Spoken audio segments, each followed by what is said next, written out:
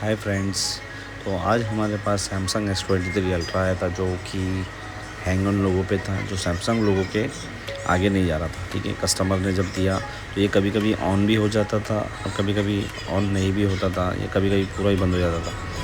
तो इसको हमने स्टेप बाय स्टेप चेक किया। मोस्टली इसमें रैम सेक्शन के ड्राइव हो जाने की वजह से ज़्यादातर प्रॉब्लम आती है। तो नॉर्मल इसका एक बेसिक यही है कि सबसे पहले इसके रैम को हम रिवॉल्व करेंगे।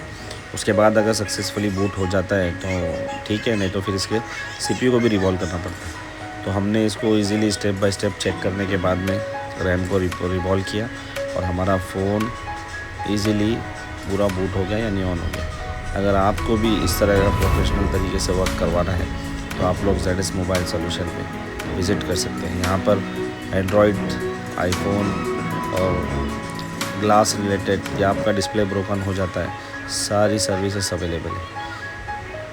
और वीडियो को पूरा देखें कि किस तरीके से हमने लास्ट तक स्टेप बाय स्टेप फ़ोन को रिपेयर किया है और कस्टमर हैप्पी।